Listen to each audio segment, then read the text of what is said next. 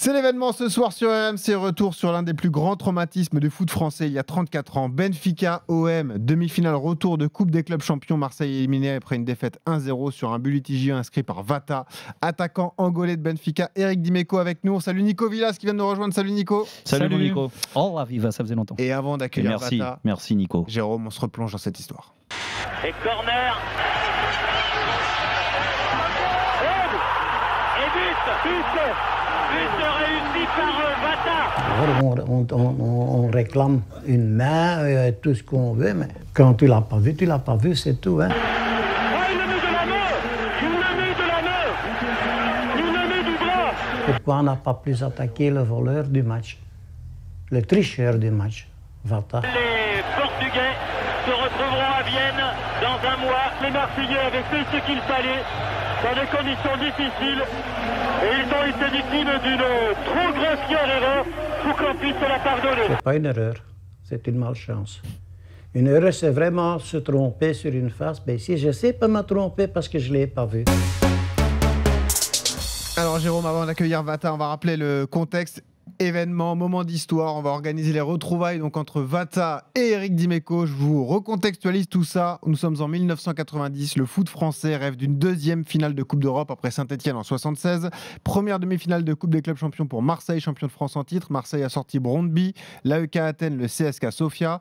En face, Benfica est déjà un grand d'Europe, finaliste malheureux en 88 contre le PSV Eindhoven. Information importante dans l'effectif marseillais, Gaëtan Huard, le gardien titulaire, s'est fracturé la jambe en quart de finale. Il est suppléé par le vétéran Jean Castaneda. Marseille remporte la demi-finale aller au Vélodrome 2-1. Un nul suffit au retour au stade de la Luz pour se qualifier. Nous sommes donc le 18 avril 90. 120 000 spectateurs au stade de la Luz, match fermé jusqu'à cette fameuse 83e minute. Corner pour Benfica. Dimeco au marquage de Vata. Attaquant angolais entré à la 52e. Valdo, futur joueur parisien, tire le corner. Déviation de Magnusson au premier poteau. Et là, Vata propulse le ballon dans le but. Tous les joueurs de l'OM crient au scandale. Il signifie à l'arbitre que Vata a marqué de la main. Les ralentis vont confirmer cette main. Après le match, Bernard Tapie, autre fait marquant, crie au complot et déclare cette phrase: maintenant je sais comment gagner une Coupe d'Europe. L'affaire de la main ira d'ailleurs très loin, l'affaire de la main du diable. Elle prendra des proportions immenses. Michel Rocard, alors Premier ministre français, publiera une lettre ouverte pour dénoncer ce scandale. L'arbitre belge de la rencontre qu'on a entendu dans la prod, Marcel Van Nogelov, va recevoir des menaces de mort et il y aura des tensions entre les gouvernements français et belges. Pour la petite anecdote, en finale, Benfica s'inclinera 1-0 contre le Milan AC et l'année d'après, Marseille disputera sa première finale de Coupe des clubs champions face à l'Étoile Rouge de Belgrade. Événement sur RMC, Jérôme. Oui. Les retrouvailles entre Eric Dimeco et Vata ce soir. Bonjour Vata. Bonjour. Bonjour. Bienvenue Vata. Bon, déjà, moi, c'est un honneur pour moi de vous recevoir parce que, a priori, vous n'êtes jamais parlé avec Eric Dimeco. Donc là, c'est l'occasion de mettre en avant vos retrouvailles. Oui, c'est bien alors. On est des vieux monsieur maintenant. 34 ans, on est vieux. Eric, qu'est-ce que tu as envie de dire à Vata? Non, mais déjà, c'est vrai Pas d'insulte. Hein. Non, mais on le répète, c'est 34 ans, cette main et cette action-là est rentrée dans la légende du foot. Pour nous, les Français, c'est un petit peu comme l'agression de Battiston à la Coupe du Monde, la main de Maradona, la main de Dieu aussi à la Coupe du Monde. Ben, c'est vrai que pour nous Français, puis surtout pour les Marseillais, c'est un traumatisme, mais moi j'ai toujours l'habitude de dire que cette compétition est tellement difficile à gagner qu'il faut souffrir pour la gagner. Et cet épisode à Benfica dans un stade, parce que tu l'as dit, 120 000 personnes, ouais. mais Vata pourra le confirmer, c'était le plus grand stade d'Europe et c'était une ambiance incroyable. Moi j'ai un souvenir incroyable de ce match-là, parce que c'était une demi-finale, parce qu'il fallait tenir le résultat, parce qu'il y avait 120 000 supporters. T'étais au marquage, Eric, nos toi, supporters, hein. Ouais, moi j'étais au marquage sur l'action. Moi je le vois de suite quand il fait le geste pour marquer le but. Mais en réalité, à part Castaneda et moi, on n'est pas nombreux à l'avoir vu la main de Vata. Écoute, là ça tombe. Eric, on va lui poser la question. Vata, est-ce qu'il y a main ou pas? 34 ans après. Non. Mais, Lui... mais non, Vata quand même, ça fait 34 ans. Attends un peu. Il faut que je m'exprime alors. Oui, va, bien sûr. Oui. Et comme tu es en train de dire que c'est déjà 34 ans, tu vois, non, les jours-là, celui qui était là à mon côté, c'était Dimeco.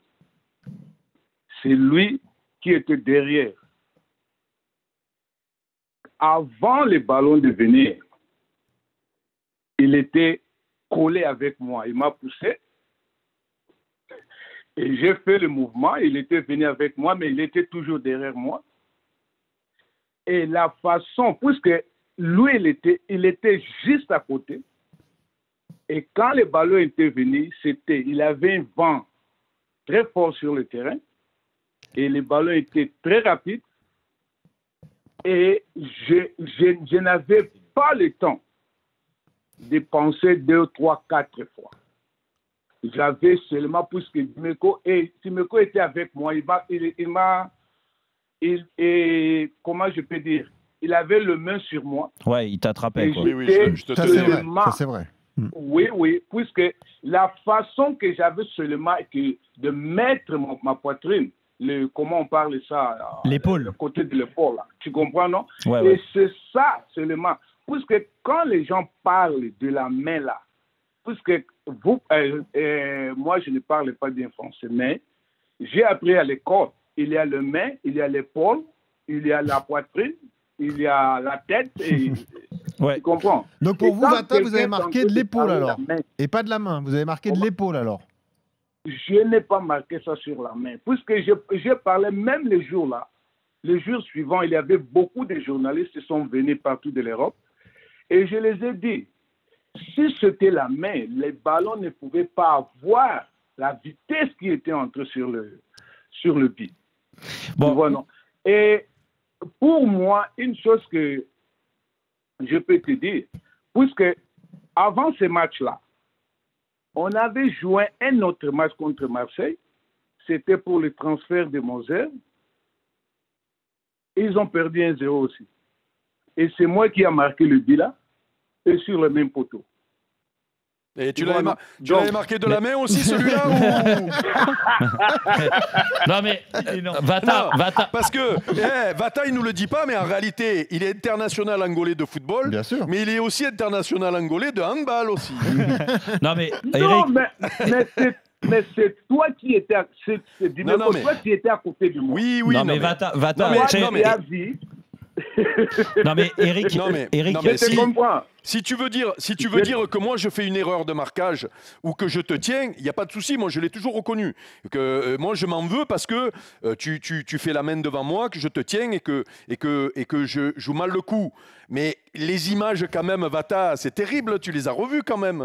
bah, Non, mais si tu vois, même aujourd'hui, je te dis franchement la vérité, nous sommes comme on était jeunes dans ce temps-là. Oui, on était jeunes et vifs. Comme je suis en train de te parler maintenant, je n'ai pas de policier ici à côté de moi. Je suis seul. Je peux parler. Je suis libre de parler. Parce que si c'est avec la main, pourquoi je dois mentir? Mais non, mais tu sais, Vata, il y a des choses aussi. Tu sais que Maradona, il n'a jamais dit qu'il avait fait la main, il a dit c'était la main de Dieu, il n'a jamais reconnu. Tu sais que des fois, c'est le subconscient qui te fait croire que tu n'as pas fait un geste qu'il ne fallait pas que tu fasses aussi. Parce que si tu montres la vidéo à 10 personnes, 10 personnes, ils vont te dire qu'il y a main. bah, soit Eric, on dit que tu vois pas, soit tu es malhonnête, tu es un menteur. Sois franc, toi tu es un grand témoin là. Et comme si moi, j'étais le joueur de Marseille, je pouvais parler la même chose que tu es en train de parler. Tu vois, non, je te comprends. Je respecte ton opinion. Tu vois, non? Et la façon que le but était entré, si moi aussi j'étais le joueur de Marseille, je pouvais avoir la même opinion. Et même l'arbitre, on voulait tuer l'arbitre, moi aussi on voulait me tuer à cause de ça. Mais l'arbitre, le pauvre arbitre n'était pas là. Il ne pouvait...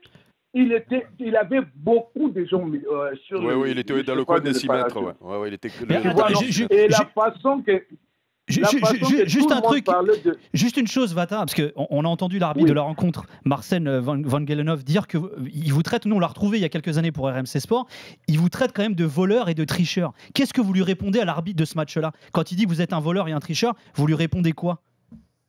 Non, mais une chose est vraie, c'est lui qui était au terrain là. Le mec, c'est lui. C'est comme un père qui est en train de parler à son enfant. C'est lui qui prend les décisions sur le terrain. Toi, tu ne peux pas appeler chercher quelqu'un voleur et tu n'allais pas l'attraper. Et c'est lui qui pouvait. S'il parle, puisque je pense pour moi, il a parlé ça, puisqu'il avait de pression pour s'en sortir. Et lui-même a dit même que je n'ai vu rien, puisqu'il n'a pas douté. Il n'a pas douté de monter sur le centre. Puisque s'il avait douté, ça pouvait être une autre chose. Et la façon comme il a dit que non, je n'ai pas vu, il y avait beaucoup de gens. Même s'il me dit que moi, je suis un voleur, un voyou, mais les voyous là, moi, ce que je peux dire, c'est une façon de se défendre. Il faut le comprendre, puisque la pression qu'il avait, moi aussi, j'avais de grandes pressions avec moi-même quand j'étais là-bas à Lisbonne. Il y avait des gens qui ne connaissaient pas mon téléphone de la maison. Ils me disaient des choses que je ne sais pas comment, mais c'est la vie des footballeurs. C'est l'événement ce soir sur RMC. Vata et Éric Dimeco qui se parlent 34 ans après cette fameuse action litigieuse. La bonne nouvelle quand même, c'est qu'on est encore là 34 ans après. Hein.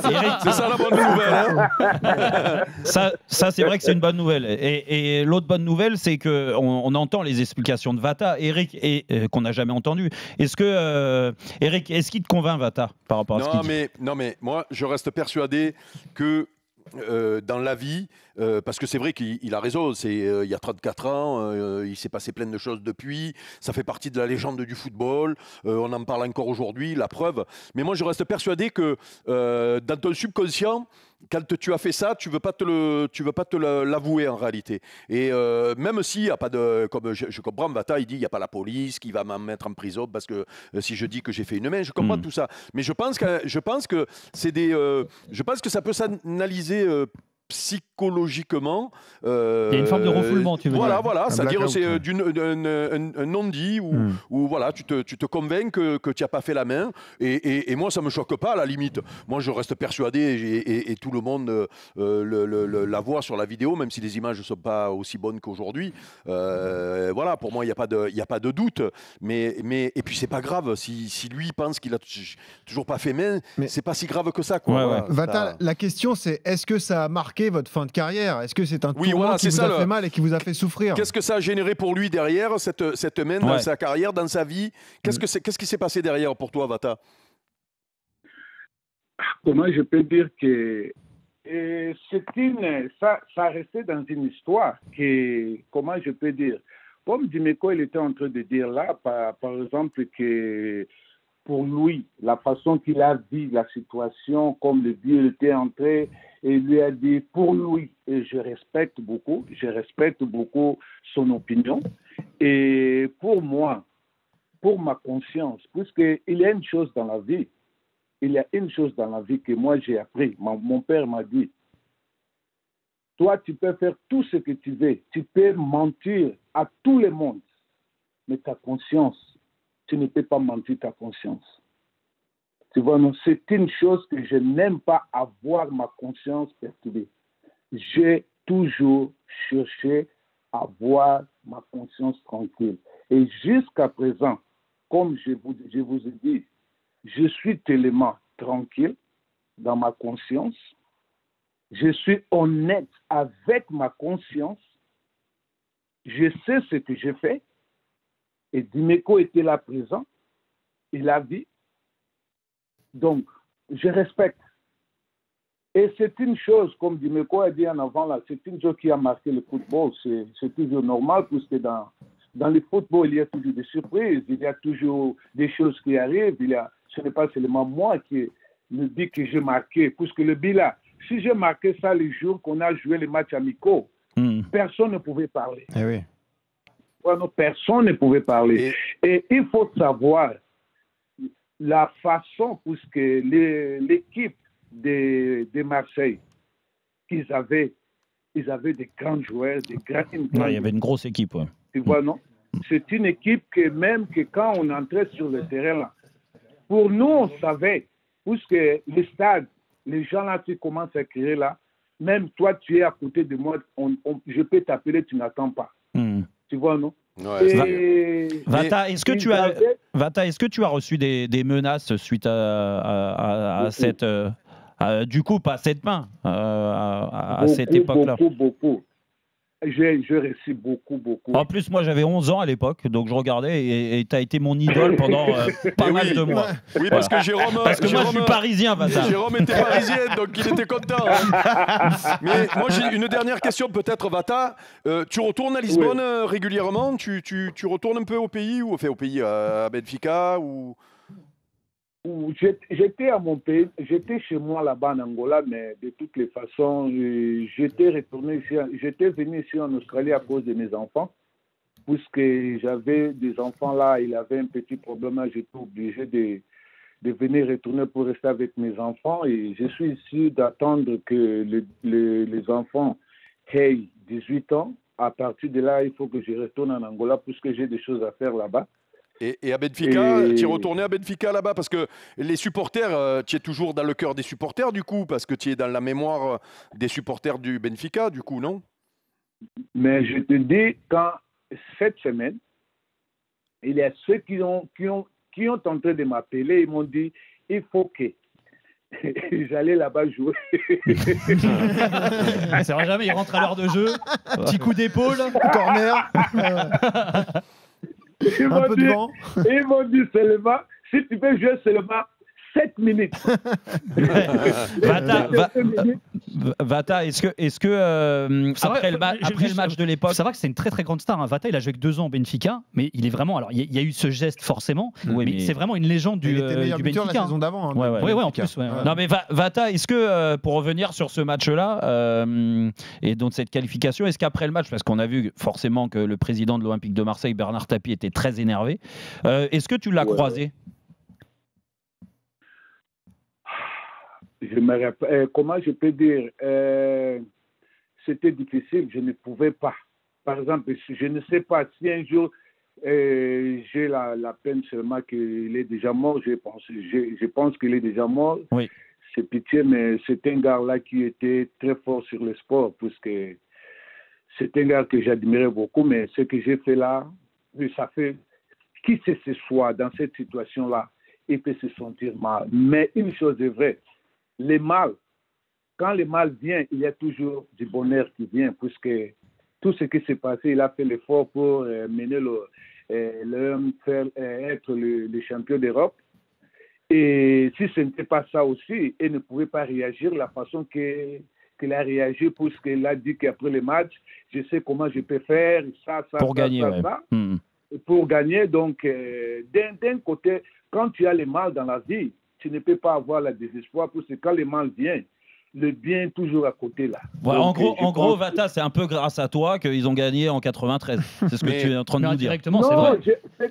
Non, ce que j'ai dit dans la vie, quand tu fais des erreurs, ne peux pas parler que non, les erreurs là, comment on parle de ça? On apprend avec les erreurs. On apprend des erreurs, ouais. Tu vois, non? Oui, puisque l'équipe qu'ils avaient, quand ils étaient arrivés à Lisbonne, nous, on pense, il y avait des grands joueurs. Puisque s'ils jouaient, ils venaient là-bas à Lisbonne pour jouer comme ils jouaient là, ça pouvait être bien. Puisque les matchs, quand les matchs étaient toujours 0-0, ils étaient tellement tranquilles, ils ont tiré des meilleurs joueurs sur le terrain, ils savaient que non, tout c'est... Tu vois, non? Et dans le football, ce n'est pas comme ça. Puisque Moser connaissait.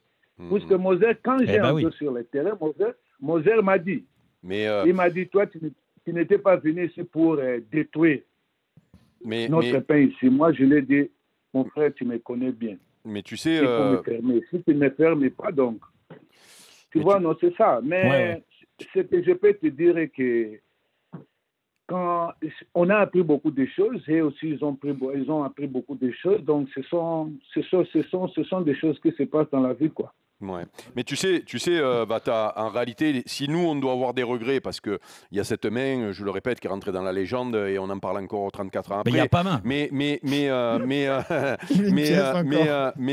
les regrets qu'on peut avoir, c'est au match aller. Je ne sais pas si tu y étais, Vata, au match aller, mais au match aller, on a beaucoup d'occasions et on n'arrive pas à gagner plus que 2-1. Oui. Et c'est ça, finalement, qui fait que. Mais d'ailleurs, Eric, tu as souvent dit que c'était le pire match de ta carrière, le match aller, je parle. Bah oui, parce que moi personnellement, parce que c'est pareil, moi je suis concerné sur le but de Lima au match aller, parce que je suis au marquage, donc je fais une erreur de marquage. Le score au vélo.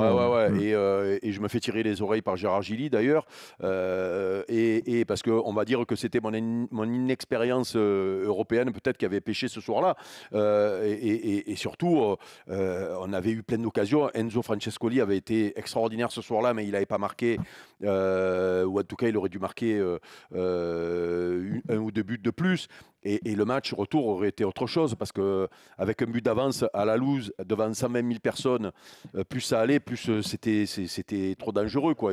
L'accident il arrive parce qu'on n'avait pas su tuer le match au match aller, c'est tout, hein. Oui. Moi, je pense que c'est vrai. Vata, Au match aller, moi, je n'étais pas là. Moi, je n'étais pas là au match aller, puisque l'entraîneur m'a dit qu'il avait besoin de moi à Lisbonne qu'à Marseille. Il t'a dit qu'il avait besoin de toi pour faire une main au match retour. Non, pour lui donner un coup de main. Il a dit, il faut que tu me donnes. Il t'a dit, il faut que tu me donnes. Eriksson, il a dit, il faut que tu me donnes un coup de main au match retour. Et toi, tu l'as fait directement. Eric, la moralité de ce truc, réconciliez-vous, serrez-vous l'épaule, les gars. Voilà, prenez-vous dans les bras. Non, mais lui, souvent là, il me disait beaucoup de matchs. Ce n'était pas seulement les matchs de Marseille. Il avait souvent là il me disait, quand toi tu es là, je suis content que je vais gagner les matchs. Et quand ils étaient partis à Lisbonne, à Paris, à Marseille, il m'a dit que je n'ai pas besoin de toi là-bas. Je veux que toi tu résous les matchs à la maison. Et quand on avait retourné, avant les matchs, avant que tout le monde parte sur le terrain, moi j'étais là-dedans, il est venu à côté de moi, il me dit, bon, de toutes les façons, tu connais, si les choses ça chauffe là, je n'ai pas le choix. Il faut aller mettre de l'eau dans les faits. Moi, je dis, il n'y a pas de problème. Bon, je rappelle l'événement. J'ai fait ça pendant beaucoup de temps. Et c'est ça qui s'était passé quand ça restait là depuis combien de temps. Il m'a appelé, il m'a dit, donc, de toutes les façons, je n'ai pas d'inscription à te donner. C'est ce que toi, tu dois faire. Moi, j'ai dit, ne vous en faites pas. Les paroles de Sven-Goran Eriksson, entraîneur du Benfica à l'époque, à Vata, les retrouvailles entre Vata et Eric Dimeco ce soir dans Rotten sans flamme. Ouais, Vata, moi, tu as fait référence tout à l'heure à la phrase de Bernard Tapie, donc après le match, en disant maintenant, je sais j'ai compris comment gagner la Coupe d'Europe. En gros, il vous a accusé de triche, alors. Non, mais c'est normal. Si moi aussi j'étais le président dans sa position, je peux parler la même chose. Tu vois, non, moi, une chose est vraie. Tout ce qui s'est passé, tout ce que les gens parlaient, je respectais ça. Tu vois, non, puisque c'est la vie, non, et que personne n'est content quand il perd. Tu vois, non, et je respecte tout ce qu'il disait là, et je n'avais pas les soucis, puisque mon souci était de gagner les matchs. J'ai gagné les matchs. Quand tu gagnes les matchs là, et l'autre, l'équipe qui perd, c'est comme la même chose quand on était parti en finale là-bas. J'étais aussi triste de voir de perdre de la finale. Oui, bon, donc c'est toujours comme ça. Tu comprends, non? Bon, donc, Eric, j'ai une question pour toi. Oui. Est-ce qu'après les explications de Vata et cette réconciliation, est-ce que tu lui pardonnes? Non, mais il n'y a pas de réconciliation. J'ai jamais été fâché. J'ai jamais été fâché avec Vata, moi. En privé, quand on a préparé l'interview, tu l'as limite insulté, tricheur, voleur. Allez, ne les écoute pas, Vata. Vata, est-ce que tu acceptes les excuses d'Eric? Oui, je vais m'excuser d'avoir pris le carotte il y a 34 ans. Non, mais c'est sympa en tout cas qu'on ait pu l'avoir pour parler de ce moment historique du football français. Et puis merci de s'être rendu dispo, parce qu'on rappelle que Vata il est en Australie, il y a un sacré décalage horaire. Hein, donc, Et on remercie Vata. Qu'est-ce qu'il devient d'ailleurs Vata maintenant? Qu'est-ce que tu fais dans la vie, Vata? Tu es à la retraite? De toutes les façons, je suis avec mes enfants. Et souvent, là, j'aide les enfants ici, puisque je suis avec mes enfants, là, comme je me suis séparé de leur maman. Donc, je suis à la maison et je fais tout pour mes enfants. Et souvent, là, j'aide les enfants ici, puisque je ne peux beaucoup faire, puisque je suis à la maison comme père et mère. Donc, il faut que je fasse à manger, il faut que j'enlève les enfants à l'école, que je fais tout ça. Donc, je suis fier de faire ça, puisque de toutes les façons, pour faire d'autres choses, puisqu'en Angola, j'ai créé là le football de la plage, que j'étais le président. Et j'étais obligé de laisser tout et pour venir ici en Australie. Mais tu aurais dû. Mais moi, je pensais que plutôt que le football de plage, je pensais que tu aurais monté une équipe de volleyball du coup. Pour jouer avec les mains.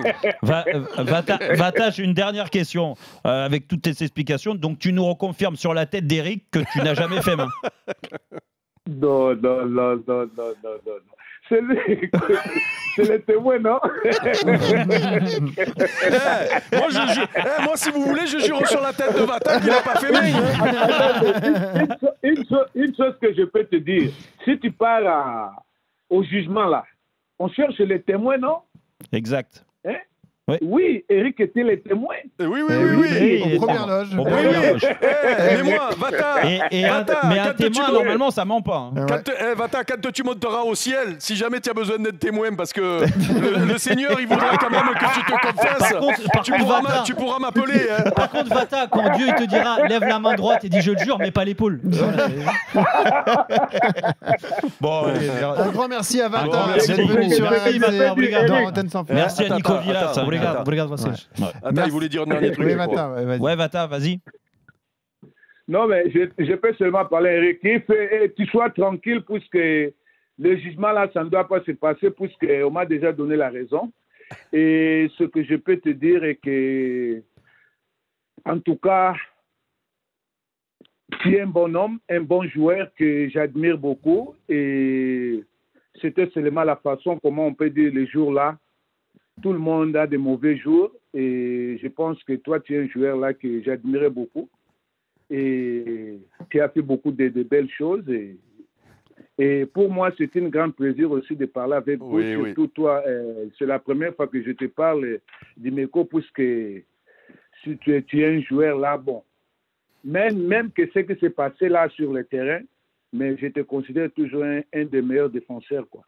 C'est gentil. Donc, mais merci en tout cas d'avoir pris la peine de parler avec nous. C'est sympa. Et Vata, merci encore d'avoir établi la vérité. Bravo. Un grand merci, Vata. Allez, merci encore. Merci pour la disponibilité. Voilà, À bientôt. Si tu vas à Paris, tu peux aller chez Jérôme, il ouais. t'accueille du coup, Ah, parce que tu es son idole. Par contre, va pas à Marseille, Vata, un conseil, hein, parce Ouais, que là. c'est sûr. Ou avec Eric alors, avec Eric désormais. Ouais. Merci Vata, Allez, merci, merci à bientôt, encore. bonne soirée. Et un grand merci une nouvelle fois à Nico Villas qui a permis Non, cet merci à entretien. Vata, merci à lui de cette Obrigado, retrouvailles obrigado, tranquillement. obrigado, Nico. Merci, Bravo, Nico. grande Merci. Nico. Ouais, merci Nico pour la traduction, magnifique. Nico.